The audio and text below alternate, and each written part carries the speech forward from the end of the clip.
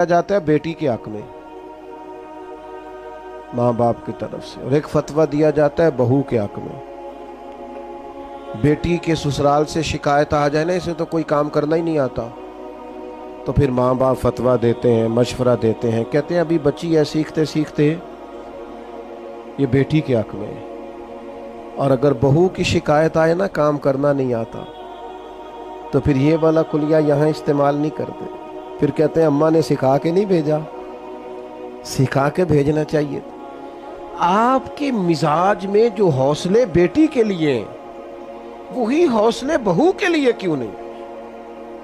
जो आपके दिल के अंदर दर्द अपनी औलाद के लिए, वो बाकियों के लिए क्यों नहीं? मुसलमान की शान ये है कि जो अपने लिए पसंद करता है वही अपने भाई के लिए भी पसंद करता है, ये उसका एजाज है। तो बुर्दबारी पैदा करें, और वो भी चंद लोगों के लिए नहीं, हुजूर की उम्मत के लिए। और इसी बुर्दबारी का अगला नतीजा ये होगा कि गुस्सा खत्म होगा। मैं आपसे अर्ज करूं, अगर उलमा से लोग 100 मसला पूछते हैं ना रोज, तो हो सकता है 95 तलाक के मसले हों। इतनी बड़ी रेशो हो गई है तलाक की। वजह क्या है? बुर्दबारी नहीं, गुस्सा है,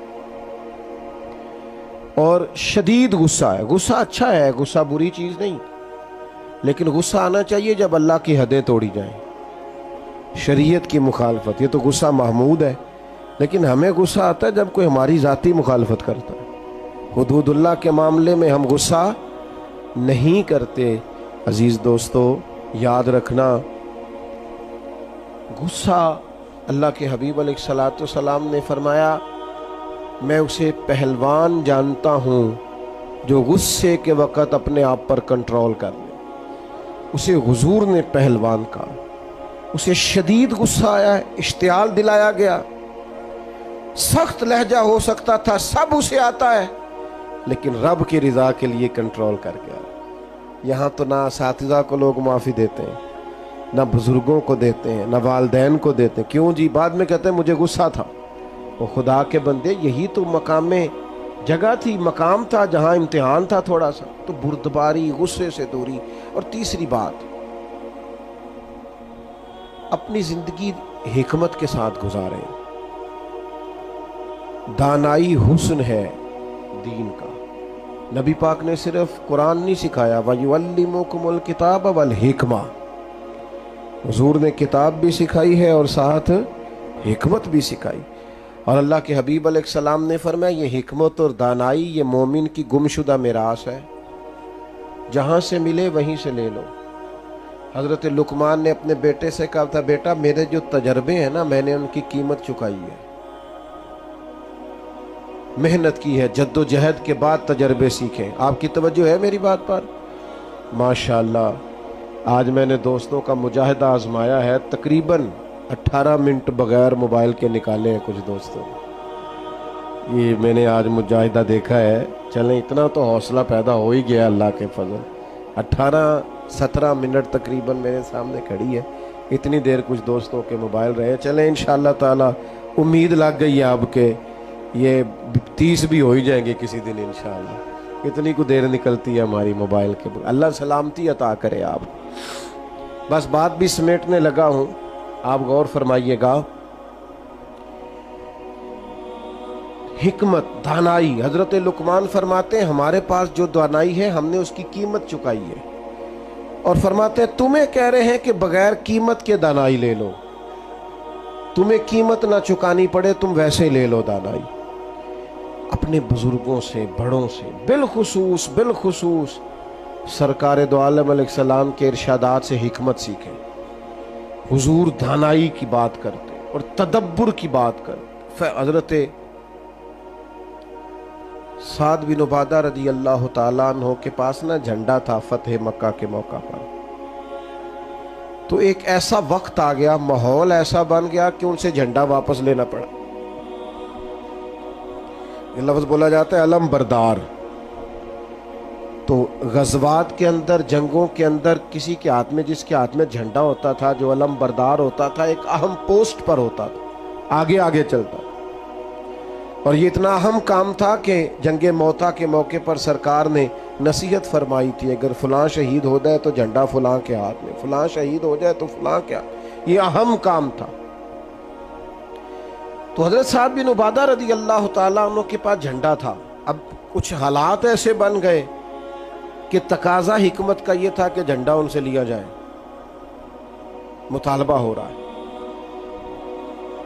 लेकिन खिदमात बड़ी हैं, अजमत बड़ी है, शान बड़ी, बहुत बड़े आदमी, और कोई ऐसी बात भी नहीं कि जरूर उनसे लिया जाए, पर हिकमत का तकाजा है कि ले लिया जाए। अब क्या किया जाए, कैसे झंडा मांगा जाए? तो चंद लोगों ने मुतालबा किया कि आप यूं करें, इनसे झंडा वापस लें। अब ये मेरे रसूल करीम का तरीका देखो, हुजूर ने फरमाया कोई मसला नहीं, झंडा ले लेते हैं साथ से। अल्लाह के हबीब ने जनाब साद बिन उबादा से झंडा लेके उन्हीं के बेटे को दे दिया।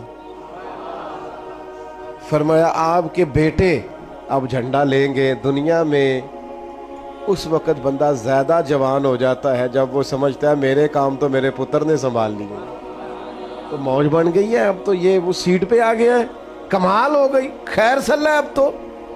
बजाय इसके कि हजरत साद बिन उबादा परेशान होते कि मुझसे ले लिया है, वो पहले से भी ज़्यादा राज़ी हो गए, क्या कमाल हो गई। अब वो लोग भी हुजूर की हिकमत पर अश कर उठे जिन्होंने ये अर्ज़ पेश की थी, कहा या रसूलल्लाह ये तो कमाल हो गई, क्या तदब्बुर है, क्या फ़हम व फिरासत है, क्या दानाई है, क्या हिकमत है। हम ना ज़िंदगी गुजारते हैं लेकिन दानाइयों को शामिल नहीं करते। एक दोस्त अपने बच्चे को एक दफ़ा दम कराने ले आए बुजुर्ग, तो उनके सामने शुरू हो गए, कहने लगे ये तो बड़ा बेवकूफ़ है, नादान है, ज़िद्दी है, ना पढ़ता है ना कोई काम करता है। तो मैंने उनसे कहा आप तो बड़े सख्त इसके बारे में राय रखते हैं। कहने लगे बाकी भाई ठीक है, ये पता नहीं बच्चा किस पे चला गया। तो मैंने कहा मेहरबानी फरमाइएगा, आज के बाद आपने इसके सामने नहीं कहना तो ज़िद्दी है, ये तो पक्का हो जाएगा बेचारे, ये कहेगा मैं को अलग हूँ बहन भाइयों से। अपनी औलाद की तरबियत करें तो गैर महसूस तरीके से करें।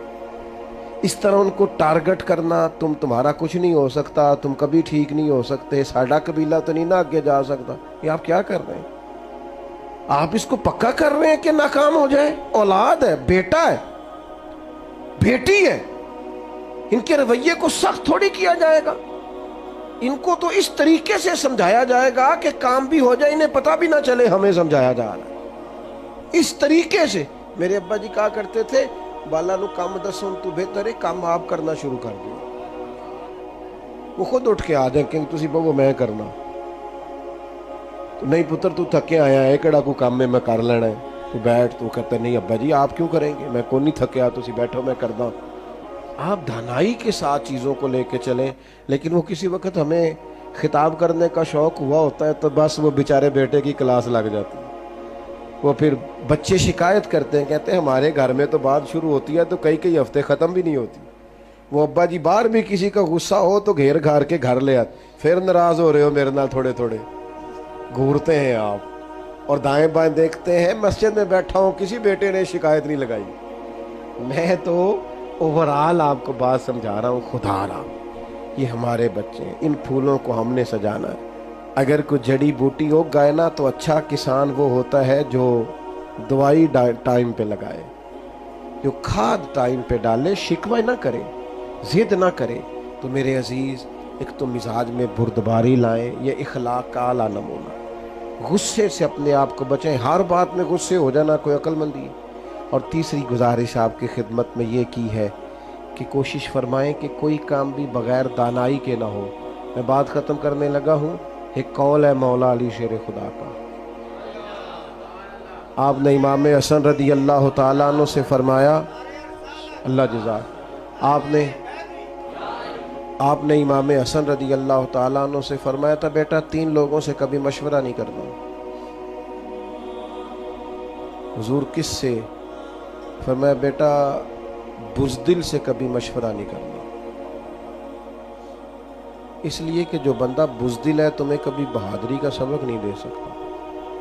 और दूसरा आपने इरशाद फरमाया था कि बेटा बखील से कभी मशवरा नहीं करना, बखील से कभी मशवरा, कंजूस है ना। फरमाया اس سے کبھی مشورہ نہ کرنا، اس لیے کہ جس کا دل بڑا نہیں نہ ہوتا اس کا دماغ کیسے بڑا ہو سکتا ہے۔ اور آپ نے فرمایا ایسا حریص سے کبھی مشورہ نہیں کرنا، لالچی بندے سے، اس لیے کہ وہ جب بھی تمہیں رائے دے گا اپنا فائدہ دیکھ کے دے گا، کبھی تمہارے حق میں رائے نہیں دے گا، وہ دیکھے گا کہ حالات کس طرح کے، تو میرے ساتھ کس طرح یہ آدمی ٹھیک چل سکتا ہے۔ یہ دانائی ہے، حکمت۔